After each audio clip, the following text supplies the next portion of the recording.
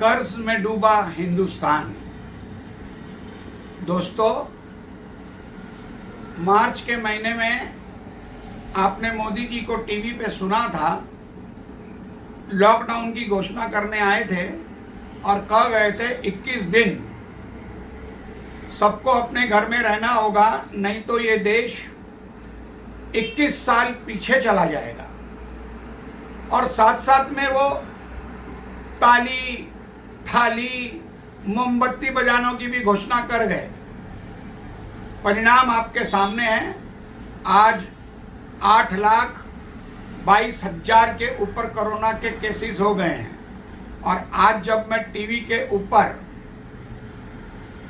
RBI के governor का संबोधन सुन रहा था तो उन्होंने कहा भारत आज इतनी बुरी परिस्थिति में है कि 100 साल में भी ऐसी बुरी परिस्थिति नहीं हुई थी। मोदी जी 21 साल बोल गए, गवर्नर ने 100 साल की बात कर दी। मेरे घर में जब मैं छोटा बच्चा था, आरती होती थी, तो आरती के समय मैं कड़छी और थाली लेकर के बजाता था। तो मेरी नानी मुझको डांटती थी, मेरे हाथ से थाली और कड़छी छीन लेती थी और गुस्से में मेरे को बोलती थी, ये थाली और कड़छी बजाने से रोजगार चला जाता है और घर की लक्ष्मी चली जाती है। तभी मुझे इतनी समझ नहीं होती थी। मुझे लगता था मंदिर में जो लक्ष्मी की मूर्ति पड़ी है वो चली जाएगी, इसलिए मेरी नानी बोलती है। आज मुझे ये बात का एहसास हुआ जब मैंने गवर्नर की बात सुनी कि मेरी नानी जो कहती थी उसके सत्य हो गया। मोदी जी ने थाली बजवाई और देश के 80% लोगों का रोजगार चला गया। अब एहसास हुआ। आपको पता है देश के ऊपर कितना कर्ज है। जैसे हम लोग अपना कर्जा नहीं देते हैं तो हमारी श्योरिटी दी हुई लोगों से कर्जा वसूल होता है। हमारे एसेट्स, हमारे मकान, हमारी दुकान सब आकर के बैंक सीज कर देता है। उसी प्रकार अगर विश्व से उठाए हुए लोन हमारी सरकार अदा नहीं कर पाएगी तो जितनी भी हमारी सरकार की संपत्ति है उसके ऊपर जो कर्जदार हैं उनका अधिकार हो जाता है और देश फिर से एक बार गुलामी की जंजीरों में चला जाएगा। मैं आपको बताना चाहता हूं कि हमारे देश पे कितना कर्जा मोदी जी ने कर दिया है। द इकोनॉमिक टाइम्स की रिपोर्ट के अनुसार पिछले 57 मंथ्स में मोदी सरकार ने 30 लाख करोड़ के कर्जे विश्व से उठाए हैं।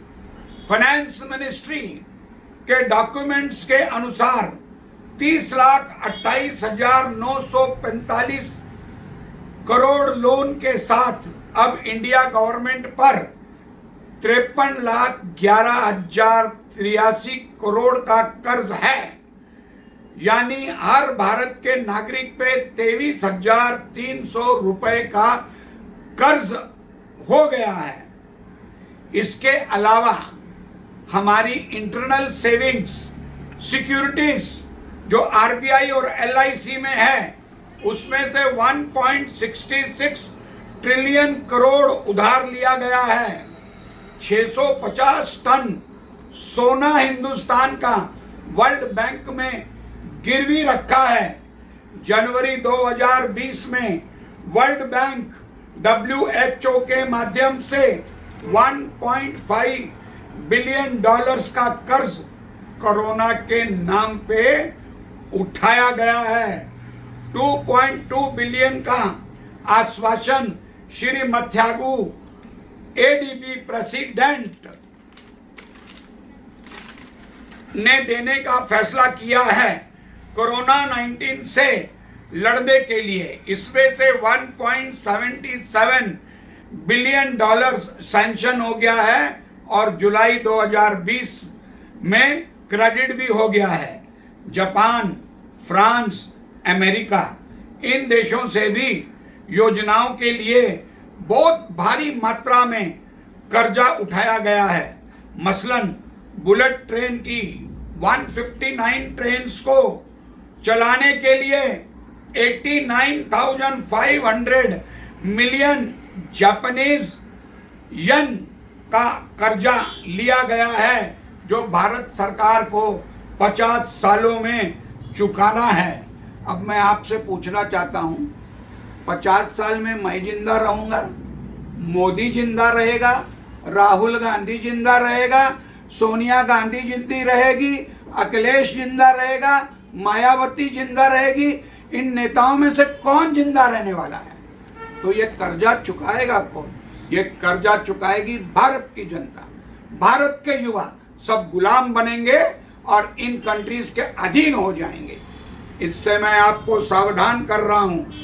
अगर आपको जितनी 70 साल की कमाई हमारे विरासत में हमारी पूर्व की सरकारों ने बनाई थी, मोदी ने सारी मिटिया मलेट कर दी है। मैं आपसे विनती करता हूं, ऐसे बुद्धिहीन, दिशाहीन प्रधानमंत्री से सावध रहिए, कमर कसिए, वरना वो दिन दूर नहीं आपके और हमारे बैंकों के, लॉकरों के, फैक्ट्रियों के सबके ऊपर विश्व लोग आकर के ताला मार देंगे। सोचना आपको है। जय हिंद।